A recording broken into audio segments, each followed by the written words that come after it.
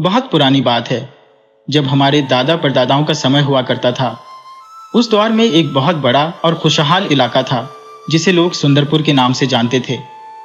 वहां का राजा बड़ा ही नेक दिल और बहादुर इंसान था, जिसका नाम विजय प्रताप सिंह था। राजा विजय प्रताप अपने राज्य को अपनी संतान की तरह प्यार करते थे।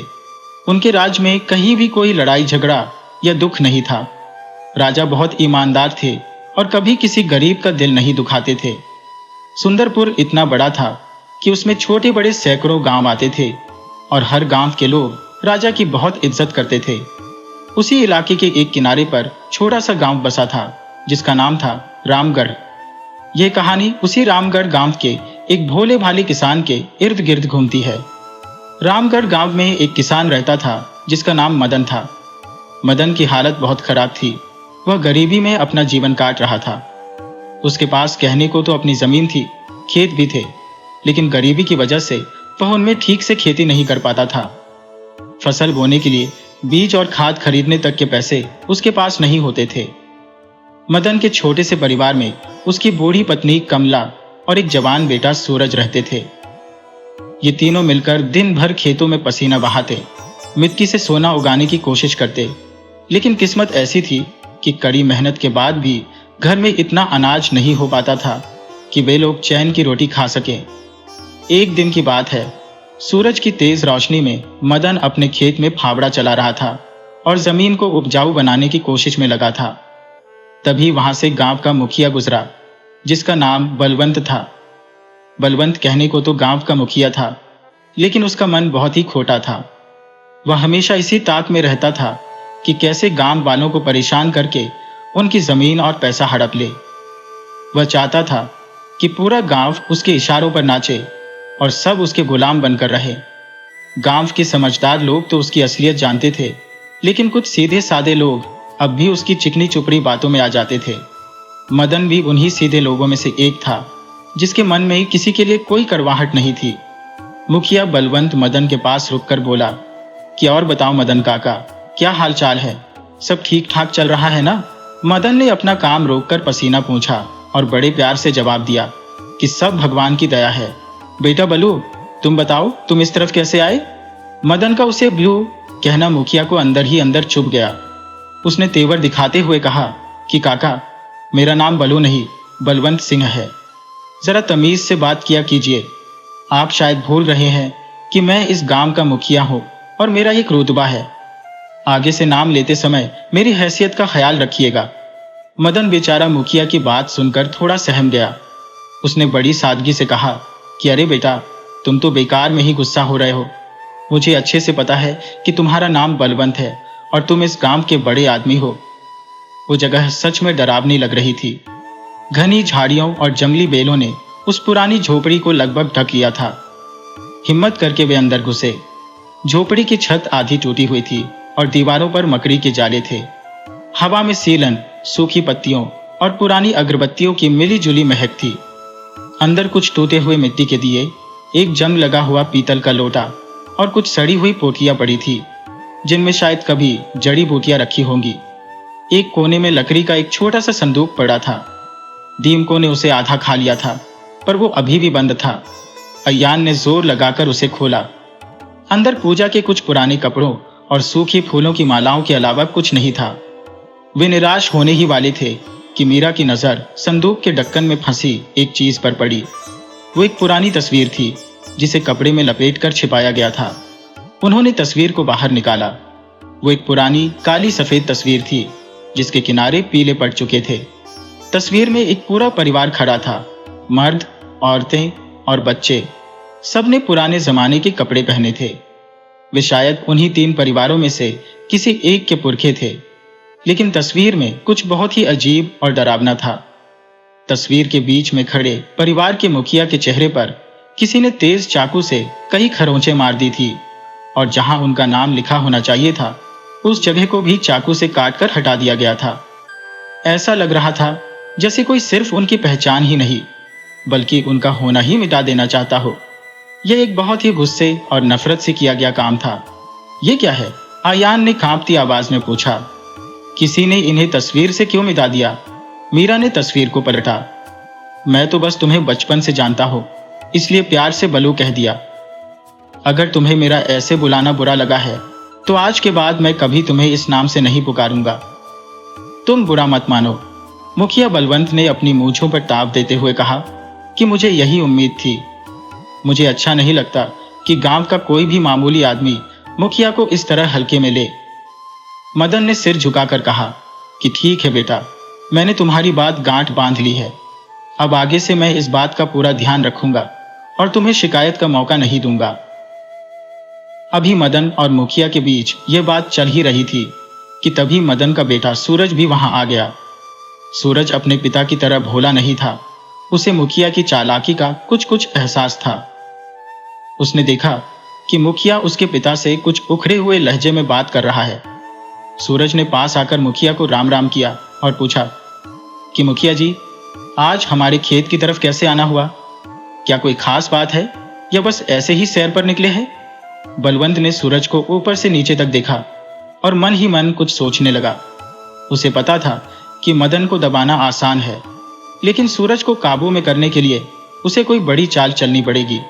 मुखिया ने अपनी आवाज थोड़ी नरम की और बोला कि नहीं सूरज, ऐसी कोई खास बात नहीं है। मैं तो बस गांव का हाल देखने निकला था। तुम लोग इतनी मेहनत करते हो, फिर भी तुम्हारे खेत खाली खाली से लगते हैं। मुझे बड़ा दुख होता है यह देखकर। आखिर कब तक तुम लोग इसी तरह गरीबी में दिन काटोगे? अगर तुम्हें कभी किसी चीज की जरूरत हो तो बेझिझक मेरे पास आना। आखिर मैं गांव का मुखिया हूं, मेरा फर्ज है कि मैं अपने लोगों की मदद करूं। मदन मुखिया की यह बात सुनकर खुश हो गया। उसे लगा कि शायद मुखिया सच में उनकी भलाई चाहता है। लेकिन सूरज चुप रहा। उसे मुखिया की आंखों में एक अलग ही चमक दिख रही थी, जैसे कोई शिकारी अपने शिकार को देख रहा हो। सूरज ने धीमे स्वर में कहा कि आपकी दुआ रही तो सब ठीक हो जाएगा मुखिया जी। फिलहाल तो हम बस अपनी मेहनत के भरोसे ही चल रहे हैं। बलवंत वहां से जाने लगा, लेकिन जाते जाते उसने एक बार फिर मदन की तरफ मुड़कर देखा और एक अजीब सी मुस्कुराहट दी। वह जानता था कि गरीबी इंसान को कमजोर बना देती है और इसी कमजोरी का फायदा उठाकर वह इस परिवार को अपने जाल में फंसा सकता है। मदन फिर से अपने काम में जुट गया, लेकिन सूरज के मन में अब भी कुछ उलझन थी। उसे लग रहा था कि मुखिया का अचानक इतना दयालु बनना किसी बड़ी मुसीबत का इशारा है। दोपहर ढल रही थी और खेत की मिट्टी अब भी सूखी थी, मानो वही भी किसी चमत्कार का इंतजार कर रही हो। मदन के हाथ फावड़ा चला रहे थे और उसका दिमाग मुखिया की बातों और अपनी गरीबी के बीच झूल रहा था। उसे समझ नहीं आ रहा था कि वह कैसे अपने परिवार के लिए अच्छे दिन लेकर आए। मुखिया बलवंत की बात सुनकर मदन कुछ देर के लिए सोच में पड़ गया। बलवंत ने अपनी आवाज को और भी मीठा बनाते हुए कहा कि काका, मैं एक जरूरी बात करने आया था। अगर आप कहें तो बताओ। ये बात आपके बहुत फायदे की है और इससे आपकी गरीबी हमेशा के लिए खत्म हो सकती है। मदन ने अपना फावड़ा जमीन पर टिकाया और बोला कि हाँ बेटा बलवंत, बताओ क्या बात है। तुम तो गांव के मुखिया हो, अगर तुम कुछ अच्छा बताओगे तो मुझे खुशी ही होगी। बलवंत मुस्कुराया और बोला कि देखो काका, आप एक बहुत ही गरीब किसान हो। दिन रात मिट्टी में पसीना बहाते हो, तब जाकर कहीं 2 वक्त की रोटी नसीब होती है। मुझे कहीं से पता चला है कि इस बार भी आप वही पुराने बीज खेत में डालने वाले हो जो आपने पिछले साल बचाकर रखे थे। मैं आपको बस यह समझाने आया हूं कि अगर आप उन पुराने बीजों को बोओगे तो फसल बहुत कमजोर होगी। पुराने बीज अब उतने अच्छे नहीं रहे। अगर फसल अच्छी नहीं हुई तो आपकी पूरी मेहनत बेकार चली जाएगी और जो बीज आपने बचाए हैं वो भी खत्म हो जाएंगे। आगे चलकर आपको बहुत दुख झेलना पड़ेगा। मेरी सलाह मानिए तो शहर जाकर नए और बढ़िया किस्म के बीज ले आइए। अगर आप उन नए बीजों को अपने खेत में डालेंगे तो इस बार इतनी फसल होगी कि पूरे रामगढ़ गांव में किसी के पास इतना अनाज नहीं होगा। आप तो पहले से ही इतने मेहनती हो, बस सही बीज मिल जाए तो आप माला माल हो जाओगे। मदन ने एक ठंडी सांस ली और बोला कि बेटा बलवंत, तुम्हारा बहुत बहुत शुक्रिया कि तुम मेरे जैसे गरीब के लिए इतना अच्छा सोचते हो। तुम्हारी बातें तो बहुत अच्छी है, पर बेटा बात नए बीज बोने की नहीं है, बात तो उन्हें खरीदने की है। हम गरीब लोग हैं, जैसे तैसे अपना और घर वालों का पेट पाल रहे हैं। अब तुम ही बताओ, मैं नया बीज खरीदने के लिए इतने पैसे कहाँ से लाऊंगा? शहर के बीज बहुत महंगे आते हैं। इसीलिए मैंने सोचा था कि जो पुराने बीज रखे हैं उन्हीं से काम चला लूंगा। कम से कम उसमें पैसे तो नहीं लगेंगे। बलवंत ने मदन के कंधे पर हाथ रखा और बोला कि काका, कैसी बातें करते हो? जमाना बदल गया है, अब पुरानी सोच से काम नहीं चलेगा। अगर पैसे नहीं है तो क्या आप खेत में कुछ भी डाल देंगे? आप थोड़ा दिमाग से काम लो। पिछले साल अपने गांव के ही एक किसान का हाल बिल्कुल आपके जैसा था।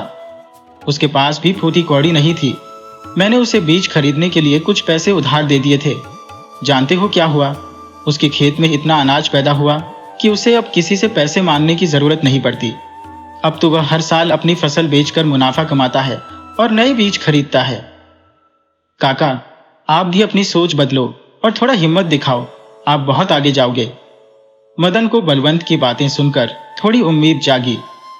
उसने कहा कि ठीक है बेटा, तुम इतना कह रहे हो तो मैं इस बारे में अपनी पत्नी कमला से बात करूंगा। तुम तो जानते ही हो कि घर के मामलों में उसकी सलाह के बिना मैं कुछ नहीं करता। वह जैसा कहेगी मैं वैसा ही करूंगा। बलवंत ने सिर हिलाया और बोला कि ठीक है काका, मैं अब चलता हूं। मुझे पास के दूसरे किसान के घर भी जाना है। अगर आपको कभी भी पैसों की जरूरत पड़े या मदद चाहिए हो तो बिना डरे मेरे घर आ जाना। मैं इस गांव का मुखिया और पुराना जमींदार इसीलिए हो ताकि अपने गांव वालों की सेवा कर सको। मेरे रहते आपको घबराने की कोई जरूरत नहीं है। बलवंत वहां से मुस्कुराते हुए चल दिया, लेकिन जैसे ही वह मदन की नजरों से दूर हुआ, उसके चेहरे की मुस्कान गायब हो गई और वहां एक चालाकी आ गई। वह मन ही मन सोचने लगा कि यह मदन बहुत सीधा है, जल्दी ही मेरे जाल में फंस जाएगा। जैसे ही यह मुझसे पैसे लेने आएगा, मैं कागजों पर इसके अंगूठे का निशान ले लूंगा और कर्ज के नाम पर इसकी पूरी जमीन अपने नाम लिखवा लूंगा। अगले साल तक यह खेत मेरा होगा और यह बेचारा हाथ मलता रह जाएगा। किसी को पता भी नहीं चलेगा कि मैंने इसके साथ क्या खेल खेला है। उधर शाम ढलने लगी थी और सूरज पहाड़ियों के पीछे छिप गया था। मदन ने अपना काम समेटा और थका हारा अपने घर की तरफ चल दिया। उसके दिमाग में अभी भी बलवंत की वही बातें घूम रही थी। उसे लग रहा था कि शायद किस्मत अब पलटने वाली है। जब वह घर पहुंचा तो उसने आंगन में अपना फावड़ा रखा और अपनी पत्नी कमला को आवाज दी। मदन बोला कि अरे सुनती हो, जल्दी से हाथ मुंह धोने का पानी दे दो और खाना लगाओ। मुझे आज बहुत तेज भूख लगी है और तुमसे एक बहुत जरूरी बात भी करनी है। कमला रसोई से बाहर आई और मदन की थकी हुई सूरत देखकर समझ गई कि आज कुछ खास बात जरूर हुई है। सूरज भी वहीं बैठा था और अपने पिता की बातें गौर से सुनने लगा। मदन ने हाथ मुंह धोकर चटाई बिछाई और मुखिया के साथ हुई सारी बातचीत अपनी पत्नी को बताने की तैयारी करने लगा। मदन के चेहरे पर एक अजीब सी बेचैनी और उम्मीद दोनों साफ झलक रहे थे।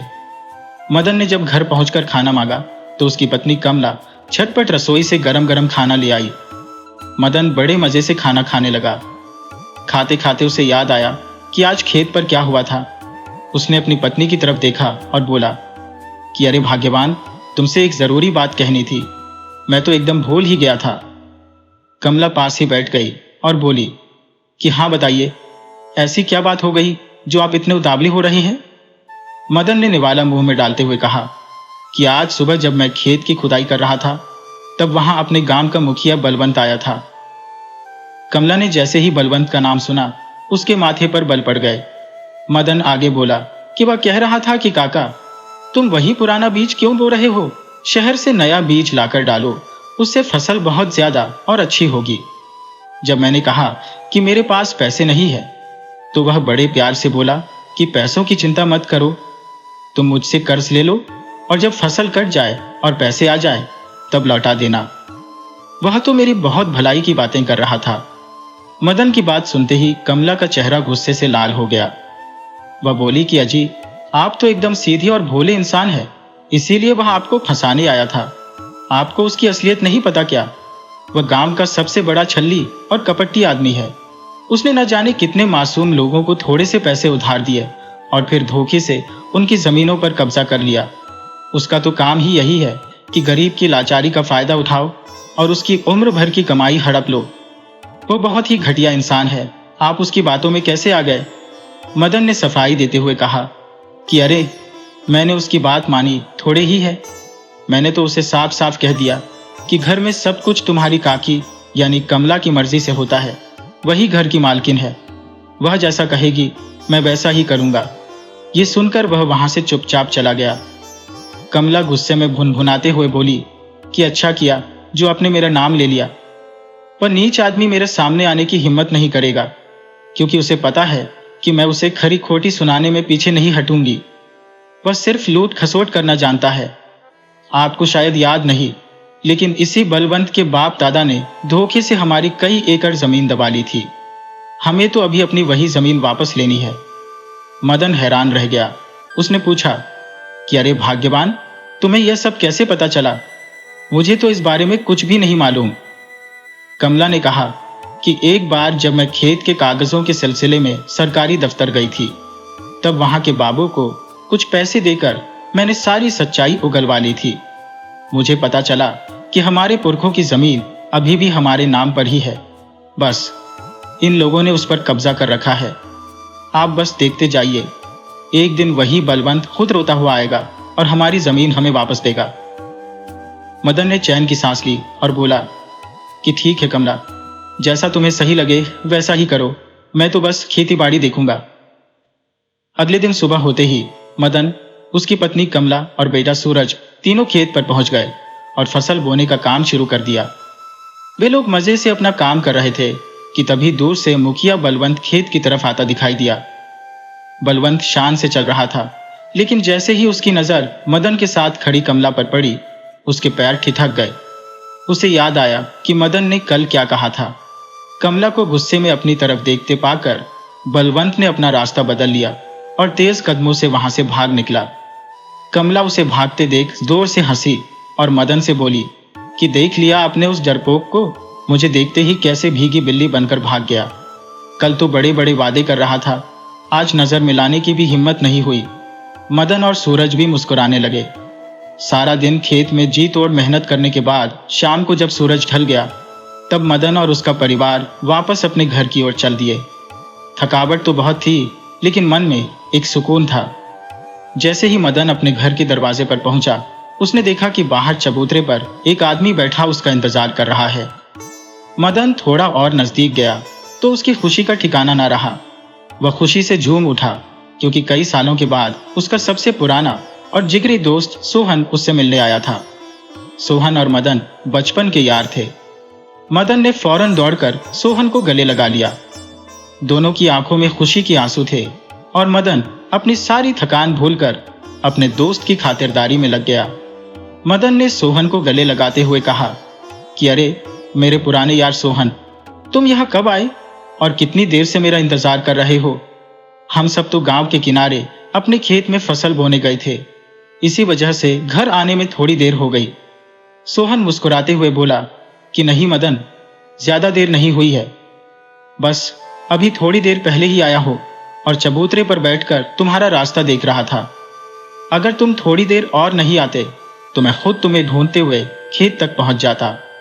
मदन ने फौरन अपनी पत्नी को आवाज दी और कहा कि अरे कमला, देखो तो सही कौन आया है। ये मेरा सबसे पक्का दोस्त सोहन है। ये बेचारा दूर से चलकर आ रहा है, बहुत थक गया होगा, इसके लिए जल्दी से पानी और कुछ खाने को ले आओ। सोहन हाथ हिलाकर बोला कि अरे नहीं भाभी जी, आप बिल्कुल परेशान मत होइए। आप लोग तो अभी अभी खेत का भारी काम करके लौटे हैं, असली थकान तो आप लोगों को होगी। मैं ठीक हूँ, आप बस आराम कीजिए। इतने में मदन का बेटा सूरज घर के अंदर से गुड़ की भेली और ठंडे पानी का लोटा ले आया और बड़े आदर के साथ अपने चाचा सोहन को जलपान कराया। सोहन ने पानी पीकर अपनी थकान मिटाई और फिर मदन की तरफ देखकर बोला कि मदन, मैं एक बहुत जरूरी काम से तुम्हारे पास आया हूँ।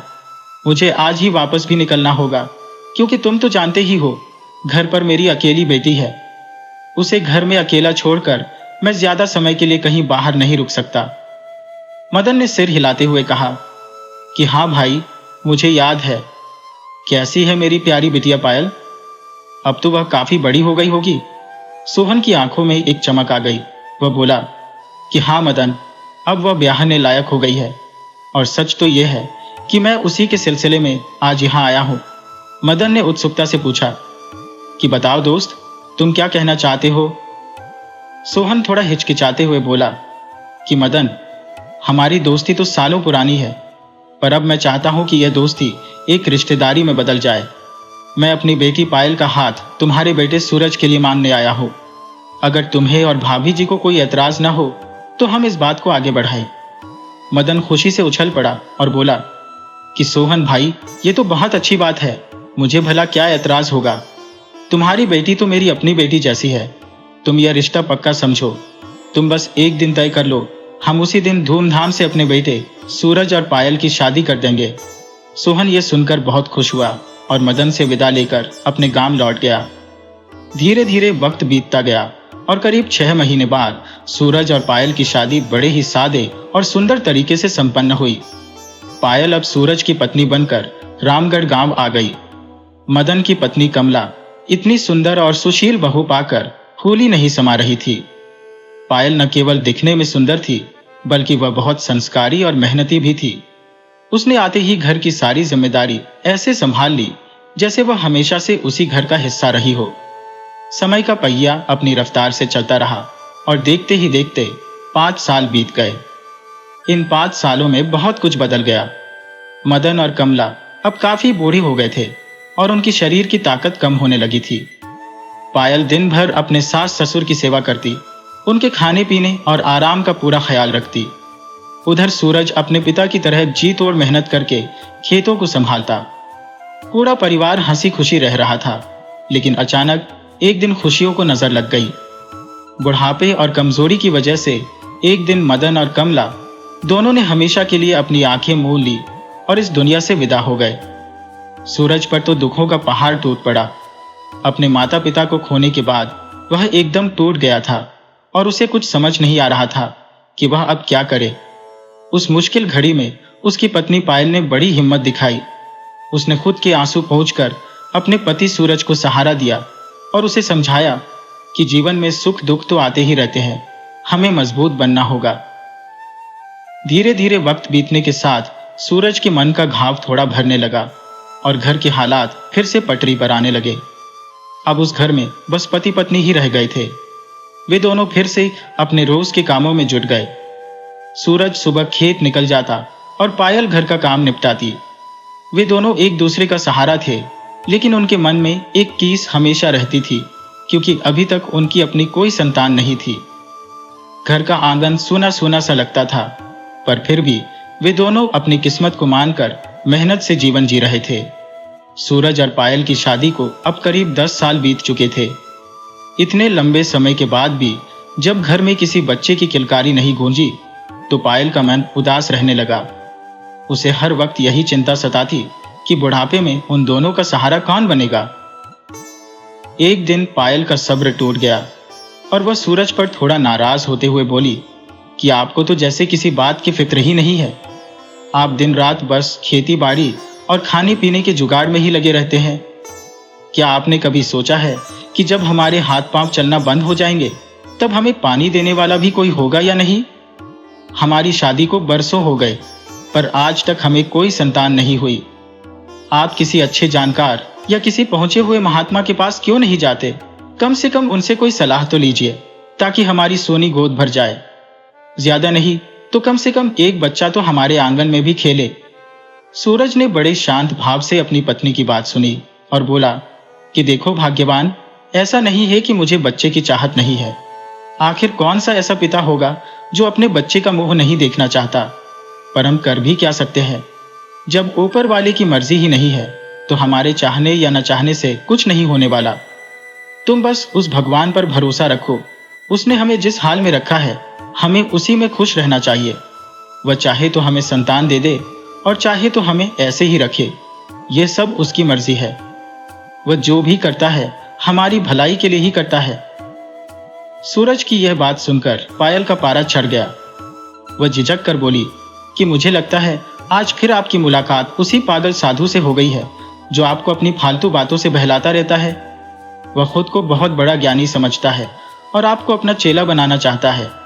देखिए जी, मेरी बात कान खोलकर सुन लीजिए। आप इन साधु संतों के चक्कर में मत पड़ा कीजिए। जरा सोचिए, अगर उस साधु में सचमुच कोई शक्ति होती या उसकी बातों में दम होता तो वह अपनी गरीबी दूर नहीं कर लेता। एक रोटी के लिए वह न जाने कितने दरवाजों पर भटकता है, और जब कोई तरस खाकर उसे टुकड़ा दे देता है तब जाकर उसका पेट भरता है। वह कोई साधु नहीं बल्कि एक भिखारी है। आप उससे दूर रहिए, वरना किसी दिन वह आपके हाथ में भी भीख का कटोरा थमा देगा। हम जैसे भी हैं, अपनी मेहनत की कमाई इज्जत से खाते हैं। अगर आपको किसी महात्मा के पास जाना ही है तो किसी ऐसे सिद्ध पुरुष को ढूंढिए जो सच में हमारा कल्याण कर सके। सूरज मुस्कुराया और बोला कि पायल, तुम बिना सोचे समझे कुछ भी बोल देती हो। जिसे तुम पागल और भिखारी समझ रही हो वह कोई मामूली इंसान नहीं है। वह अपने लिए भीख नहीं मांगता। उसे जो कुछ भी मिलता है वह गांव के गली मोहल्ले के कुत्ते बिल्लियों और गरीब जानवरों को खिला देता है। वह खुद बिना कुछ लिए चुपचाप वापस जंगल की ओर चला जाता है। वह क्या खाता है और कहाँ रहता है, ये बात तो आज तक मैं भी नहीं जान पाया। ये तो उनकी बड़प्पन है कि वह मुझ जैसे गरीब किसान को इतना सम्मान देते हैं और मुझसे बात करते हैं। मैं किसी दिन उन्हें अपने साथ घर लेकर आऊंगा, फिर तुम्हें जो कुछ भी मांगना हो तुम खुद उनसे मांग लेना। पायल ने अपना मुंह बनाया और चिढ़ते हुए बोली कि जो खुद दूसरों से मांग कर अपना काम चलाता है, भला वह मुझे क्या दे सकता है। सूरज ने उसे समझाते हुए कहा कि मैं तुम्हें उनसे धन दौलत या रुपया पैसा मांगने के लिए नहीं कह रहा हूं। तुम उनसे बस अपने लिए एक संतान मांग लेना, क्या पता उनकी दुआ लग जाए। अगले दिन सूरज ने मन ही मन पक्का इरादा कर लिया कि आज वह उस महात्मा को अपने साथ घर जरूर लेकर जाएगा। वह चाहता था कि पायल की यह गलतफहमी दूर हो जाए कि वह साधु कोई ढोंगी या पाखंडी है। सूरज को पूरा भरोसा था कि जब पायल उनसे मिलेगी तो उसे भी यकीन हो जाएगा कि वह कोई पहुंचे हुए संत है। जब दोपहर के समय वह साधु गांव में भिक्षा मांगने के लिए आए तो सूरज फौरन उनके पास पहुंचा और बड़ी आदर से उनके पैर छूकर बोला कि हे महात्मा, आज आप कृपा करके मेरे घर पधारिए। मेरी पत्नी आपके दर्शन करना चाहती है और आपसे कुछ आशीर्वाद लेना चाहती है। साधु ने अपनी शांत आंखों से सूरज की ओर देखा और कुछ पल के लिए मौन हो गए। सूरज हाथ जोड़कर खड़ा रहा। उसे उम्मीद थी कि आज वह महात्मा उसके घर के आंगन को अपने कदमों से पावन जरूर करेंगे। सूरज की बात सुनकर वे महात्मा धीरे से मुस्कुराए और अपनी शांत आवाज में बोले कि सूरज, अभी वह घड़ी नहीं आई है कि मैं तुम्हारे घर के आंगन में कदम रखूं। तुम धीरज रखो, वह समय बहुत जल्द आने वाला है जब मैं खुद चलकर तुम्हारे दरवाजे तक आऊंगा। सूरज को थोड़ा दुख तो हुआ, पर उसने महात्मा की बात मान ली और अपने घर वापस आ गया। घर पहुंचकर उसने अपनी पत्नी पायल से कहा कि देखो पायल, मैं तो रोज की तरह सुबह ही काम पर खेत निकल जाता हूँ। अगर मेरी गैर मौजूदगी में वे महात्मा कभी हमारे घर भिक्षा मांगने आए तो तुम उनका अपमान मत करना। बस एक रोटी की ही तो बात है, उन्हें पूरे आदर के साथ रोटी दे देना, और जो तुम्हारे मन की बात है उसे उनसे कहना मत भूलना। मुझे पूरा भरोसा है कि वे तुम्हारी गोद जरूर भर देंगे। पायल ने अपने पति की बात सुनी और बोली कि अजी, मैं भला किसी का अपमान क्यों करने लगी। मुझे उन साधु बाबा से कोई पुरानी दुश्मनी थोड़ी है। अगर वो आएंगे तो मैं उन्हें खुशी खुशी 2 रोटी दे दूंगी। सूरज यह सुनकर निश्चिंत हो गया। इस बात को बीते कई महीने गुजर गए, पर वे महात्मा सूरज के दरवाजे पर नहीं आए। पायल अक्सर सूरज को ताना मारते हुए कहती कि कहाँ गए आपके वो महान महात्मा, आज तक तो हमारे दरवाजे पर नहीं आए। आप भी झूठे हैं और आपके वो बाबा भी झूठे ही निकले। मैं तो पहले ही कह रही थी कि वो कोई पहुंचे हुए संत नहीं बल्कि सिर्फ दिखावा करने वाले इंसान है। एक दिन जब सूरज और पायल घर के बाहर बैठे आपस में यही बातें कर रहे थे, तभी अचानक वही महात्मा उनके दरवाजे पर आ खड़े हुए। उन्होंने बड़े शांत स्वर में आवाज लगाई कि बहन, एक रोटी दे दे। पायल ने जैसे ही उन्हें अपने सामने देखा वह थोड़ा सा डर गई और उसे शर्मिंदगी महसूस होने लगी। उसे लगा कि कहीं इन महात्मा ने हमारी बुराई वाली बातें तो नहीं सुन ली। उसने खुद को संभाला और थोड़ा झिझकते हुए बोली कि हाँ बाबा, रुकिए, मैं अभी लाती हूँ। मेरे पास आपके लिए घर में 2 रोटियां रखी है। साधु बाबा ने मुस्कुराते हुए कहा कि नहीं बहन, तुमने घर में 2 नहीं बल्कि सिर्फ 1 ही रोटी रखी है। पायल को लगा कि बाबा को पता नहीं होगा, इसलिए वह जिद करते हुए बोली कि नहीं बाबा, मुझे अच्छे से याद है कि मैंने 2 रोटियां रखी है, मैं अभी लेकर आती हूँ। वह जैसे ही रसोई घर के अंदर गई तो उसके होश उड़ गए। उसने देखा कि डब्बे में सचमुच सिर्फ एक ही रोटी बची थी। वह हैरान रह गई कि आखिर दूसरी रोटी कहाँ चली गई। घर का दरवाजा बंद था तो किसी बिल्ली के अंदर आने का सवाल ही नहीं था। उसका पति सूरज अभी अभी खाना खाकर बाहर गया था और वह खुद भी उनके साथ ही बाहर बैठी थी। सूरज दोबारा घर के अंदर गया नहीं था, तो फिर एक रोटी गायब कैसे हो गई? पायल जल्दी से वह एक रोटी लेकर बाहर आई और साधु बाबा के सामने हाथ जोड़कर बोली कि बाबा, मुझे माफ कर दीजिए। पता नहीं कैसे, पर घर में सिर्फ एक ही रोटी बची थी। मैं आपके लिए 2 रोटियां नहीं ला सकी। साधु बाबा ने अपनी झोली की तरफ इशारा किया और बोले कि नहीं बहन, तुम्हारी वह एक रोटी तो पहले ही मेरे पास पहुंच चुकी है। तुमने मुझे 2 रोटियां ही दी है। तुम्हारे मन में बहुत हलचल मची हुई है, इसीलिए तुम्हारी उस एक रोटी को खुद ब खुद मेरी झोली में आने का रास्ता मिल गया। पायल ने अपनी आंखों से यह चमत्कार देखा तो उसके मन का सारा शक दूर हो गया। उसे यकीन हो गया कि यह कोई साधारण इंसान नहीं है। साधु बाबा आगे बोले कि बेटी, अगर तुम्हें अब मुझ पर भरोसा है तो अपने मन की मुराद मांग लो। आज तुम जो भी मांगोगी वह तुम्हें जरूर मिलेगा। मेरी कही हुई बात कभी खाली नहीं जाएगी। पायल ने फौरन उनके चरणों में सिर झुका दिया और बोली कि बाबा, मैं सालों से संतान के लिए तरस रही हूँ। कृपा करके मुझे एक बेटा दे दीजिए। पर बाबा, एक बात का ख्याल रखिएगा कि मेरा बेटा हमारी तरह गरीबी और लाचारी में न जिए। वह एक राजा बनकर राज करे और ऐश ओ आराम की जिंदगी बिताए।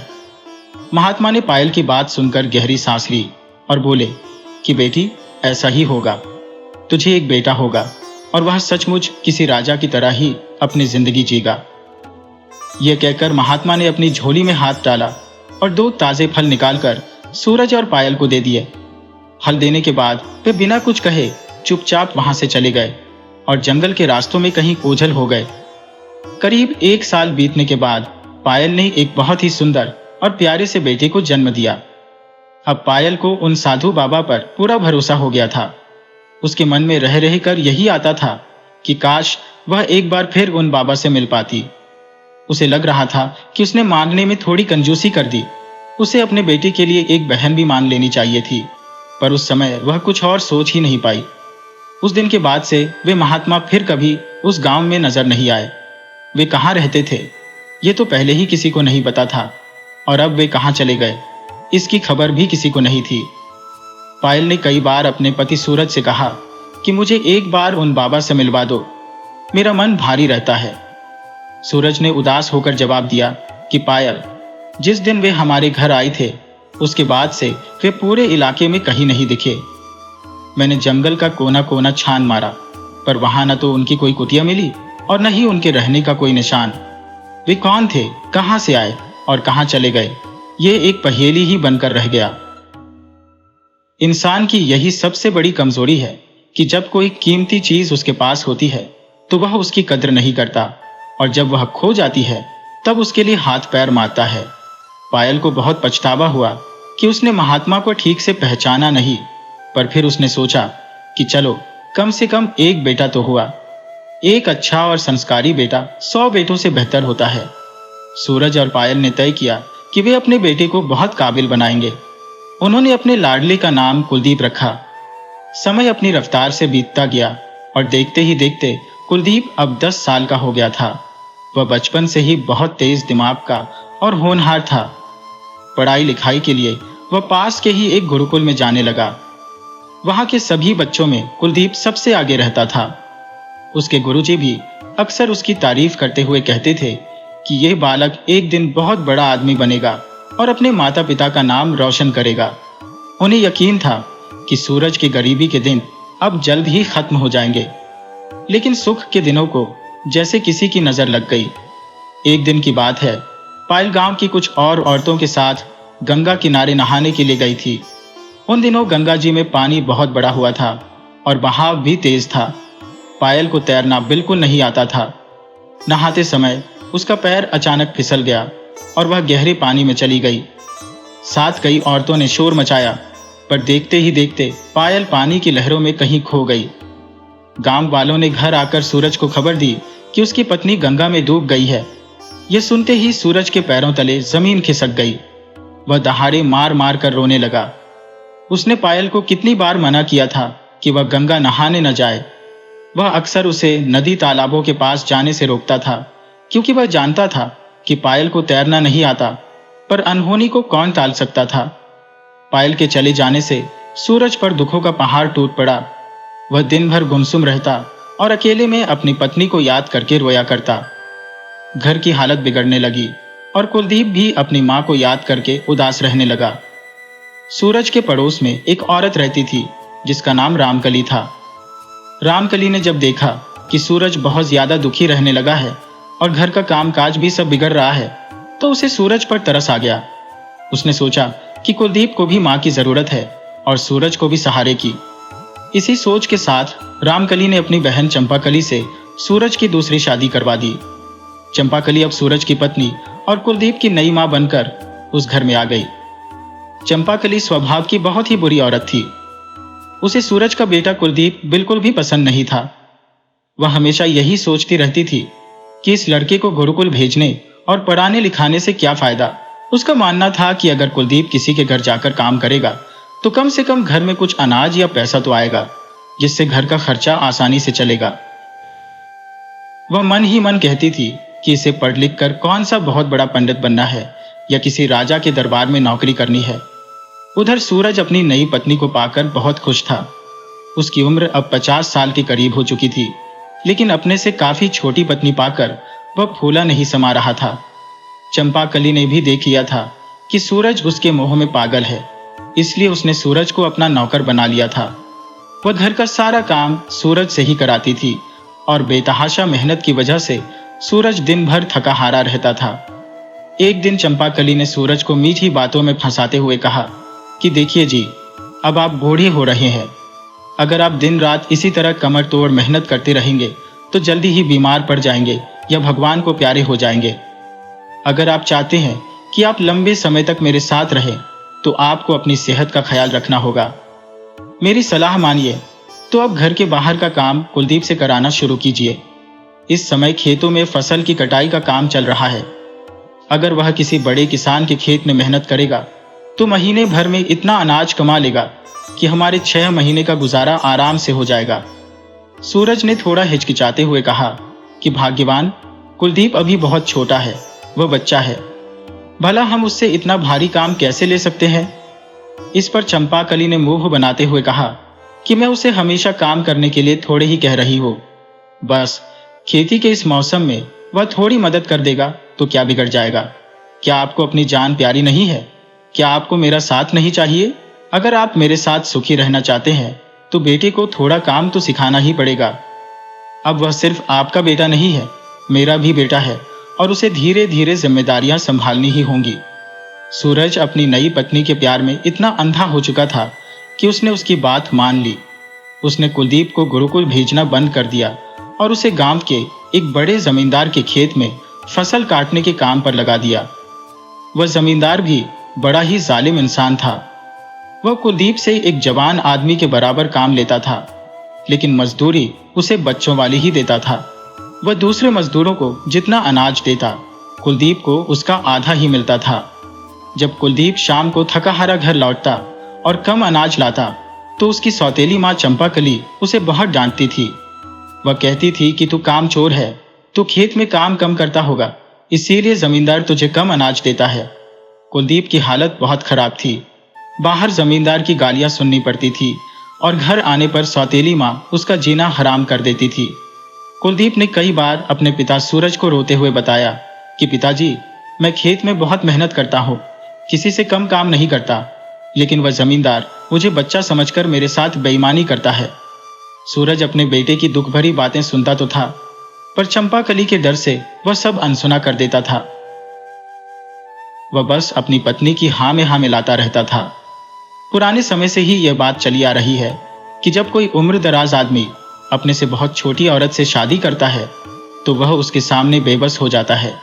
सूरज भी अपनी जवान पत्नी के मोह में अपनी बुद्धि खो बैठा था। चंपाकली कुलदीप को फूटी आंख नहीं देखना चाहती थी और सूरज एक उल्लू की तरह सब देखते हुए भी चुप रहता था। उसके अंदर इतनी हिम्मत नहीं बची थी कि वह अपनी पत्नी के सामने छू भी कर सके। बेचारा कुलदीप अपनी किस्मत पर आंसू बहाता और चुपचाप जुल्म सहता रहता था।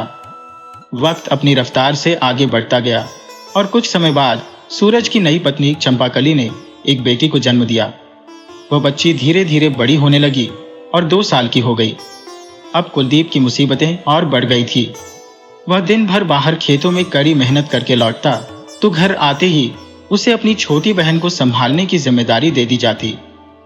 थका होने के बाद भी कुलदीप अपनी नन्ही बहन से बहुत प्यार करता था। वह अपनी मेहनत की कमाई में से कभी कभी छोटी बहन के लिए कोई मीठी चीज या खिलौना खरीद लाता और उसे देखकर बहुत खुश होता। देखते देखते वह बच्ची अब 5 साल की हो गई थी और उसका नाम मीरा रखा गया। मीरा अपनी उम्र के हिसाब से बहुत ज्यादा समझदार थी। वही अपनी माँ चंपाकली के खराब व्यवहार को बड़े गौर से देखती थी और उसे कुलदीप की हालत देखकर बहुत दुख होता था। मीरा को अब धीरे धीरे यह समझ आने लगा था कि कुलदीप उसका सगा भाई नहीं है। शायद इसीलिए उसकी माँ उसे जरा भी प्यार नहीं करती। वह देखती थी कि कुलदीप ही घर में अकेला है जो बाहर जाकर अनाज और पैसा कमा कर लाता है, लेकिन माँ उसे हमेशा रूखा सूखा खाना देती है और बात बात पर उसे बुरा भला कहती है। मीरा यह भी देखती थी कि उसके पिता सूरज तो फिर भी कभी कभी थोड़ा बहुत काम कर लेते हैं, लेकिन उसकी माँ दिन भर पड़ोस की मौसी के घर जाकर गप्पे लड़ाती रहती है और घर का सारा बोझ कुलदीप के कंधों पर डाल दिया गया है। कुलदीप की सादगी और उसकी बहन के प्रति ममता ने नन्ही मीरा के दिल में उसके लिए बहुत इज्जत भर दी थी। एक दिन की बात है, कुलदीप जंगल में लकड़ियां काटने गया था। वह अभी जंगल के बीच पहुंचा ही था कि अचानक तेज बारिश शुरू हो गई। बारिश इतनी तेज थी कि लकड़ियां काटना मुश्किल हो गया, इसलिए वह बिना लकड़ियां लिए ही घर की तरफ वापस मुड़ पड़ा। तभी उसकी नजर झाड़ियों के पास पड़ी एक नन्ही सी बछिया पर गई, जिसका जन्म शायद अभी कुछ ही देर पहले हुआ था। कुलदीप को बड़ा अचंभा हुआ कि गाय अपनी इस नन्ही सी जान को अकेला छोड़कर कहाँ चली गई। वह आसपास देखने लगा, पर वहां न तो किसी गाय के पैरों के निशान थे और न ही किसी इंसान या दूसरे जानवर के। वह बछिया बिल्कुल अकेली और असहाय पड़ी थी। कुलदीप सोचने लगा कि अगर मैं इस बछिया को यहीं छोड़ दूंगा तो कोई जंगली जानवर इसे मारकर खा जाएगा। उसने सोचा कि इसे घर ले चलता हूं। इसे देखकर मेरी प्यारी बहन मीरा बहुत खुश होगी। साथ ही उसके मन में एक और बात आई कि अगर वह 2-3 साल तक इस बछिया की अच्छे से सेवा करेगा तो यह बड़ी होकर एक सुंदर गाय बन जाएगी। भले ही उसे दूध मिले न मिले, लेकिन उसकी बहन मीरा को पीने के लिए ताज़ा दूध मिलने लगेगा। कुलदीप ने उस नन्ही बछिया को बड़े प्यार से अपने कंधे पर उठाया और उसे लेकर अपने घर पहुंच गया। घर पहुंचते ही जैसे ही चंपाकली की नजर उस बछिया पर पड़ी, वह बुरी तरह भड़क उठी। वह चिल्लाकर बोली कि यह बिन माँ की आफत कहाँ से उठा लाया है। तू तो खुद के खाने का ठिकाना नहीं कर पाता, अब इस जानवर के लिए दूध कहाँ से आएगा? इसके लिए घास कौन लाएगा? तू हमेशा ऐसे ही ऊट पटांग काम करता रहता है जिससे घर पर बोझ बढ़े। चंपाकली अभी डांट ही रही थी कि तभी छोटी मीरा दौड़कर बाहर आई और बछिया को देखकर खुशी से उछल पड़ी। वह अपनी माँ से बोली कि माँ, मुझे यह बछिया बहुत पसंद है। मैं इसके लिए घास लाऊंगी, मैं इसके लिए रोटी बनाऊंगी और इसे अपने हाथों से खिलाऊंगी। सूरज ने भी जब मीरा की खुशी देखी तो उसने अपनी पत्नी को समझाते हुए कहा कि भाग्यवान, कुलदीप ने यह काम बुरा नहीं किया है। हमारे पास अपनी कोई गाय नहीं है। अगर हम इस छोटी सी बछिया को पाल पोस कर बड़ा कर देते हैं तो 2-3 साल में यह गाय बन जाएगी। तब हमारे घर में अपना दूध होगा और हम उस दूध को बेचकर अपनी कमाई भी बढ़ा सकेंगे। जब यह गाय बन जाएगी तो इसके और भी बच्चे होंगे और धीरे धीरे हमारे पास बहुत सारे जानवर हो जाएंगे। सूरज की बात सुनकर चंपाकली थोड़ी शांत तो हुई, पर उसके मन में अब भी कुलदीप के लिए करवाहट भरी थी। उधर कुलदीप और मीरा उस बछिया के पास बैठ गए और उसे सहलाने लगे, मानो उन्हें अपना कोई नया साथी मिल गया हो। चंपाकली अब और क्या बोलती, उसे समझ नहीं आ रहा था कि इसमें क्या बुराई निकाले। उसने बेमन से कहा कि ठीक है, चलो मान लेती हूँ कि कुलदीप ने आज कोई समझदारी का काम किया है।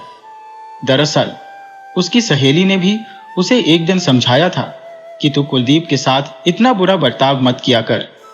तेरा अपना तो कोई बेटा है नहीं, जो है सो यही कुलदीप ही है। कल को अगर सूरज को कुछ हो गया तो तू बड़ी मुसीबत में फंस जाएगी। तू अपना पेट पालेगी या अपनी बेटी मीरा की शादी का इंतजाम करेगी? अगर तू कुलदीप से मिलकर और प्यार से रहेगी तो तुझे कुछ नहीं करना पड़ेगा, सारा काम वही संभाल लेगा। तू खुद देख कि वह मीरा को कितना प्यार करता है। अगर तूने अपनी आदत नहीं सुधारी तो तेरी एक गलती तुझ पर ही भारी पड़ जाएगी। चंपाकली को भी धीरे धीरे यह बात समझ में आने लगी थी कि कुलदीप से जलन करना ठीक नहीं है। न तो उसका अपना कोई बेटा था और न ही उनके पास कोई बहुत बड़ी धन दौलत थी। बस मेहनत करना था और खाना था। अब वह धीरे धीरे अपना बुरा व्यवहार छोड़ने लगी थी और कुलदीप से थोड़े प्यार से पेश आने लगी थी। इधर वह छोटी सी बछिया रोज बढ़ रही थी। देखते ही देखते 2-4 महीने में ही वह खूब मोटी ताजी हो गई। चंपाकली भी अब उसके लिए खेत से हरा चारा काट कर लाने लगी थी। लेकिन उस बछिया का इतनी तेजी से बढ़ना किसी को हजम नहीं हो रहा था। गांव के सब लोग हैरान थे कि कल की छोटी सी बछिया इतनी जल्दी एक बड़ी गाय की तरह कैसे दिखने लगी। हैरानी की बात तो ये थी कि अभी उस बछिया ने किसी बच्चे को जन्म भी नहीं दिया था, फिर भी उसके थन से दूध निकलने लगा था। चंपाकली ने सपने में भी नहीं सोचा था कि इतनी जल्दी घर में दूध मिलने लगेगा। मीरा उस गाय का ताज़ा दूध पीकर बहुत खुश रहती थी। सब कुछ ठीक चल रहा था कि अचानक एक दिन सूरज को बहुत तेज बुखार आ गया। उसकी तबीयत इतनी बिगड़ गई कि वह बिस्तर से उठ भी नहीं पा रहा था। चंपाकली ने घबराकर गांव के जानकार को बुलाया। उसने दवा तो दी, पर उस दवा से सूरज की हालत और भी खराब हो गई। सूरज अब मौत के करीब पहुंच गया था और उसके बचने की कोई उम्मीद नहीं दिख रही थी। जानकार ने भी दोबारा आकर देख लिया और कह दिया कि अब सूरज बस 2-4 दिन का ही मेहमान है। सूरज की ऐसी हालत सुनकर घर के सभी लोग बहुत दुखी थे। छोटी मीरा का तो रो रो कर बुरा हाल था। वह घर के लोगों से छुपकर गौशाला में चली जाती और अपनी उस प्यारी गाय के पास बैठकर खूब रोती। एक दिन जब मीरा गौशाला में बैठकर रो रही थी, तभी उसे किसी औरत की आवाज सुनाई दी। मीरा ने इधर उधर देखा, पर वहां कोई नहीं था। तभी उसने गौर से देखा कि उसकी वही गाय इंसानों की तरह बोल रही थी और उसे अपने पास बुला रही थी।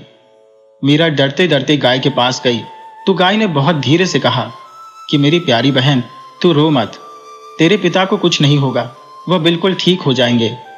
गाय ने आगे कहा कि तू अपने भाई कुलदीप से जाकर कहना कि वह आधी रात के समय मेरा दूध निकाले और उसी वक्त वह दूध अपने पिता को पिला दे।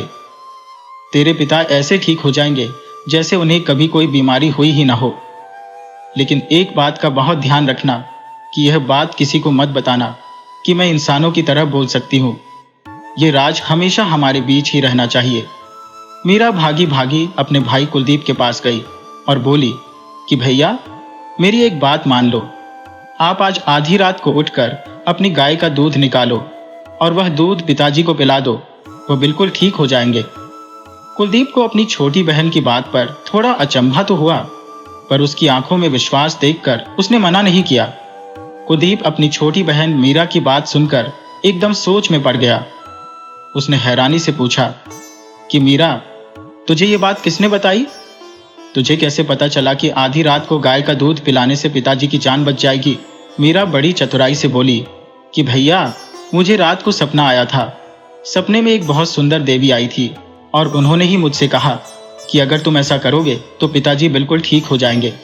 कुलदीप को अपनी बहन की बात पर भरोसा हो गया। उसने तय किया कि वह वैसा ही करेगा जैसा मीरा कह रही है। आधी रात का समय हुआ, चारों तरफ सन्नाटा था। कुलदीप चुपके से उठा और गौशाला जाकर गाय का दूध निकाला। उसने वह दूध ले जाकर अपने पिता सूरज को पिला दिया। दूध पीते ही एक चमत्कार सा हुआ। जो सूरज अभी कुछ देर पहले मौत के करीब था, वह धीरे धीरे उठकर बैठ गया। उसे खुद यकीन नहीं हो रहा था कि वह इतनी जल्दी कैसे ठीक हो गया। चंपाकली यह देखकर दंग रह गई। उसे लगा था कि वह इस छोटी सी उम्र में विधवा हो जाएगी, लेकिन उसके पति का सुहाग बच गया था। उसे अपनी बेटी मीरा और कुलदीप पर बहुत गर्व हुआ। उसे लगा कि मीरा सचमुच कोई देवी का रूप है, तभी तो उसने मरते हुए इंसान को बचा लिया। चंपाकली मन ही मन सोचने लगी कि उसकी बेटी मीरा कोई भी नामुमकिन काम कर सकती है। गांव के लोग भी जब सुबह सूरज को भला चंगा देखने आए तो सबकी आंखें फटी की फटी रह गई। किसी को समझ नहीं आ रहा था कि कल तक जिस इंसान के बचने की कोई उम्मीद नहीं थी, वह आज अपने पैरों पर कैसे खड़ा है। इधर गांव के जमींदार बलवंत की पत्नी भी पिछले 1 साल से बहुत बीमार चल रही थी। बलवंत ने अपनी पत्नी के इलाज के लिए कोई कसर नहीं छोड़ी थी। बड़े बड़े जानकार और साधु संत आए, लेकिन सबने यही कहा कि अब यह कुछ ही दिनों की मेहमान है। जब बलवंत को यह खबर मिली कि सूरज की बेटी मीरा ने अपने पिता को मौत के मुंह से वापस खींच लिया है, तो वह फौरन सूरज के घर पहुंचा। बलवंत, जो हमेशा अकड़ में रहता था, आज सूरज के सामने बहुत नरम होकर बोला कि अरे सूरज भैया, तुम तो जैसे गायब ही हो गए थे। मैं तुम्हें कितने दिनों से ढूंढ रहा हूं। आज अचानक मुझे कुछ पुराने कागज मिले तो मुझे पता चला कि तुम्हारे बाप दादा ने अपनी जमीन हमारे पास गिरवी रखी थी। अब मैं चाहता हूं कि वह जमीन तुम वापस ले लो। इतने सालों से वह जमीन हमारे पास थी तो उसका कुछ हिसाब किताब भी बनता है। सूरज ने कहा कि जमींदार साहब, आप पुरानी बातें छोड़िए, बस मेरी जमीन वापस मिल जाए तो बड़ी मेहरबानी होगी। बलवंत मुस्कुराकर बोला कि तुम उस जमीन की चिंता छोड़ो, आज ही मैं तुम्हें 10 बीघा जमीन नाप कर दे देता हूं। लेकिन भैया, एक छोटा सा काम है। मेरी पत्नी की तबीयत बहुत खराब है और अब उसके बचने की कोई उम्मीद नहीं दिख रही। मुझे पता चला है कि तुम्हारी बेटी मीरा के पास कोई दैवीय शक्ति है। अगर वो मेरी पत्नी की जान बचा दे तो मुझ पर आपका बहुत बड़ा एहसान होगा। सूरज ने जवाब दिया कि क्यों नहीं साहब, हम अपनी बेटी से बात करेंगे और मुझे पूरा यकीन है कि वह मालकिन को जरूर बचा लेगी। सूरज ने मीरा को पास बुलाया और सारी बात बताई। मीरा ने कहा कि पिताजी, मैं इस बारे में आपको कल बताऊंगी। जब जमींदार वहां से चला गया तो मीरा चुपके से अपनी प्यारी गाय के पास गई और धीरे से पूछा कि दीदी, क्या आप जमींदार की पत्नी को बचाने का कोई रास्ता बता सकती हैं?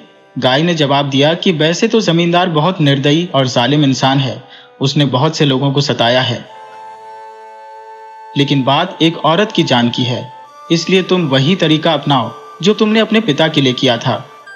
मेरा दूध आधी रात को निकालकर उसे पिला देना। अगले दिन जब जमींदार फिर से आया तो मीरा ने उससे कहा कि जमींदार काका, आप फिक्र मत कीजिए, आज आधी रात को मैं अपने भाई कुलदीप के साथ आपके घर आऊंगी और आपकी पत्नी को ठीक कर दूंगी। आधी रात का सन्नाटा था जब कुलदीप ने बड़े जतन से अपनी जादुई गाय का दूध निकाला। वह अपनी नन्ही बहन मीरा को साथ लेकर जमींदार बलवंत के आलीशान घर की ओर चल दिया। वहां पहुंचकर मीरा ने अपनी देख रेख में वह ताजा दूध जमींदार की पत्नी को पिला दिया। दूध पीते ही जैसे कोई चमत्कार हो गया। जो औरत महीनों से बिस्तर से नहीं उठी थी और जिसकी सांसें उखड़ रही थी, वह कुछ ही देर में उठकर बैठ गई और खुद को बिल्कुल भला चंगा महसूस करने लगी। ये देखकर जमींदार बलवंत की आंखें फटी की फटी रह गईं। उसे अपनी आंखों पर यकीन नहीं हो रहा था। उसने खुश होकर मीरा को बहुत सारे कीमती उपहार और गहने देने चाहे, पर मीरा ने बड़ी सादगी से मना कर दिया। उसने कहा कि काका, किसी की जान बचाने का कोई मोल नहीं होता, ये तो बस मेरा फर्ज था। जमींदार इतना शर्मिंदा और खुश हुआ कि उसने अगले ही दिन मदन के बेटे कुलदीप के नाम 10 बीघा सबसे अच्छी जमीन कर दी। इस घटना ने जालिम जमींदार का दिल बदल दिया था। उसकी बेईमानी अब पूरी तरह खत्म हो चुकी थी। जिस राज्य में मदन और उसका परिवार रहता था, उसका नाम सुंदरपुर था। सुंदरपुर का राजा विजय प्रताप सिंह बहुत ही बहादुर और प्रतापी राजा था। राजा के 2 राजकुमार और 2 राजकुमारियां थी, जो अब शादी के लायक हो चुके थे। लेकिन राजा के दरबार में एक बहुत ही चालाक और दुष्ट मंत्री था। उस मंत्री ने राजा की एक खास दासी के साथ मिलकर एक बहुत ही भयानक साजिश रची थी। वे लोग धीरे धीरे राजा के पूरे परिवार को खाने में मीठा जहर दे रहे थे ताकि सब बीमार होकर मर जाए और मंत्री खुद राजा बन जाए। इस साजिश की वजह से राजा का बड़ा बेटा बहुत बीमार होकर मर गया। कुछ ही दिनों बाद राजा की बड़ी बेटी भी उसी रहस्यमयी बीमारी का शिकार होकर चल बसी। राजा विजय प्रताप सिंह टूट चुके थे। उन्हें समझ नहीं आ रहा था कि आखिर उनके परिवार को किसकी नजर लग गई है। उन्हें डर सताने लगा कि अगर यही हाल रहा तो उनका पूरा वंश खत्म हो जाएगा। इस समय राजा के छोटे राजकुमार और छोटी राजकुमारी भी उसी बीमारी की चपेट में थे और मौत से लड़ रहे थे। तभी राजा को किसी ने खबर दी कि महाराज, आपके ही राज्य के रामगढ़ गांव में एक किसान है जिसके घर एक ऐसी बच्ची है जिसे लोग देवी का रूप मानते हैं। लोग कहते हैं कि उसका भाई भी किसी देवता से कम नहीं है और उन दोनों ने कई मरते हुए लोगों को जीवन दान दिया है। राजा ने बिना कोई पल गंवाए अपने सिपाहियों को भेजा और कुलदीप और मीरा को राज दरबार में बुलवाया। जब वे दोनों वहां पहुंचे तो मीरा ने निडर होकर राजा से कहा कि महाराज, हम इस महल के अंदर राजकुमार और राजकुमारी का इलाज नहीं कर सकते। अगर आप उन्हें बचाना चाहते हैं तो उन्हें हमारे घर यानी रामगढ़ गांव ले जाना होगा। हम अपनी तरफ से उन्हें बचाने की पूरी कोशिश करेंगे। राजा के पास और कोई रास्ता नहीं था। वे अपने इकलौते बेटे और बेटी को रथ में लिटाकर मदन के छोटे से घर पहुंच गए। मीरा फौरन अपनी गाय के पास गई और धीरे से पूछा कि दीदी, क्या आप इन राजकुमार और राजकुमारी को बचा सकती हैं? गाय ने अपनी सुरीली आवाज में कहा कि बहन, पहले तुम राजा से यह पूछो कि अगर उनके बच्चे बच जाते हैं तो वे बदले में तुम्हें क्या देंगे। मीरा बाहर आई और राजा से बोली कि महाराज, अगर हम राजकुमार और राजकुमारी को बिल्कुल ठीक कर दें तो आप हमें इनाम में क्या देंगे। राजा की आंखों में आंसू थे। वे बोले कि बेटी, अगर मेरे बच्चे बच गए तो मैं अपनी राजकुमारी की शादी तुम्हारे भाई कुलदीप से करा दूंगा और अपने राज्य का आधा हिस्सा भी इनाम में दे दूंगा। मीरा ने मुस्कुराकर कहा कि ठीक है महाराज, आप निश्चिंत रहिए। आज आधी रात को ये दोनों बिल्कुल ठीक हो जाएंगे। मीरा फिर से गाय के पास गई और उसे राजा के वादे के बारे में बताया कि राजा अपनी बेटी की शादी कुलदीप भैया से करेंगे और आधा राज्य भी देंगे। गाय यह सुनकर गंभीर हो गई और बोली कि बहन, मैं अपनी शक्ति से राजकुमार और राजकुमारी को एक बार तो बचा लूंगी, लेकिन जैसे ही ये दोनों वापस अपने महल में जाएंगे ये फिर से बीमार पड़ जाएंगे। मीरा चौंक गई और उसने पूछा कि ऐसा क्यों होगा दीदी। गाय ने रहस्यमयी लहजे में बताया कि क्योंकि राजा के महल में एक बहुत बड़ा और खौफनाक षड्यंत्र चल रहा है। वहां उनके अपने ही लोग उन्हें खत्म करने पर तुले हैं। जब तक वह साजिश खत्म नहीं होगी तब तक वे कभी सुरक्षित नहीं रह पाएंगे। मीरा यह सुनकर सोच में पड़ गई कि आखिर वह उस दुष्ट मंत्री और दासी का पर्दाफाश कैसे करेगी। मीरा ने जब गाय की यह रहस्यमयी बात सुनी तो वह हक्की बक्की रह गई। गाय ने आगे बताया कि देखो बहन, राजा का जो खास मंत्री है जिसका नाम बलवंत है, वह बहुत बड़ा गद्दार है। वह राजा की गद्दी छीनना चाहता है। उसने राजा की खास दासी के साथ मिलकर एक बड़ी ही खतरनाक योजना बनाई थी। उन लोगों ने ही राजा की पत्नी, बड़े राजकुमार और बड़ी राजकुमारी को खाने में धीरे धीरे जहर देकर मार डाला है। अब उनकी गंदी नजर इन छोटे बच्चों पर टिकी थी ताकि राजा का कोई वारिस न बचे। लेकिन भगवान की मर्जी देखो कि राजा अब सही जगह पर पहुंच गया है और यहां से उनकी जान बच सकती है। तुम फौरन जाओ और राजा को यह सारी सच्चाई बता दो। मीरा भागती हुई राजा विजय प्रताप सिंह के पास गई और बड़े आदर से बोली कि महाराज, मुझे आपसे अकेले में कुछ बहुत जरूरी बात करनी है। राजा उसे एक कोने में ले गए जहां मीरा ने उन्हें उस मंत्री और दासी की पूरी काली करतूत बता दी। राजा यह सुनकर गुस्से से कांपने लगे। उन्हें यकीन नहीं हो रहा था कि जिस मंत्री पर उन्होंने इतना भरोसा किया वही उनके परिवार का हत्यारा निकला। खैर, रात का समय हुआ और मीरा ने कुलदीप के साथ मिलकर गाय का जादुई दूध छोटे राजकुमार और राजकुमारी को पिला दिया। दूध पीते ही दोनों बच्चे ऐसे उठकर बैठ गए जैसे उन्हें कभी कोई बीमारी हुई ही नहीं थी। राजा ने जब अपने बच्चों को बिल्कुल ठीक देखा तो उनकी आंखों में खुशी के आंसू आ गए। उन्होंने देर नहीं की और उसी वक्त अपने कुछ वफादार सिपाहियों के साथ राजमहल की ओर रवाना हो गए। उधर राजमहल में मंत्री और वह दासी भागने की तैयारी में ही थे कि राजा के सिपाहियों ने उन्हें धर दबोचा। राजा ने उन्हें ऐसी सजा दी जिसे सुनकर पूरा राज्य कांप गया। उन दोनों को एक ऐसी काल कोठरी में डाल दिया गया जहां जहरीले सांप और बिच्छू भरे हुए थे। उनके डंक मारने से कुछ ही देर में उन दोनों पापी लोगों की मौत हो गई। जैसा कि राजा ने वादा किया था, उन्होंने अपनी राजकुमारी की शादी कुलदीप से बड़े धूमधाम से कर दी। बरसों पहले उस महात्मा ने जो बात कही थी वह अब सच साबित हुई। वह गरीब किसान का बेटा कुलदीप अब उस राज्य का राजा बन गया था। मीरा भी अब उस महल की राजकुमारी बन चुकी थी। कुलदीप की सौतेली माँ चंपाकली, जो कभी उसे फूटी आंख नहीं सुहाती थी, वह अब उस बड़े राज्य की राजमाता बन गई थी। मीरा ने अपनी उस प्यारी गाय के रहने के लिए राजमहल के अंदर ही एक बहुत सुंदर जगह बनवाई और खुद उसकी सेवा करने लगी। पूरा परिवार अब बहुत आराम और सुख के साथ रहने लगा था। कुछ समय और बीता और मीरा अब पूरी तरह बड़ी और समझदार हो गई थी। एक दिन अचानक उस गाय की हालत बिगड़ने लगी। उसने अपनी उम्र पूरी कर ली थी। जब उस गाय का शरीर छोड़ने का वक्त आया तो उसने मीरा को पास बुलाकर एक बहुत बड़ा राज खोला। गाय ने बताया कि वह असल में कोई मामूली जानवर नहीं थी, बल्कि जंगल की देवी थी।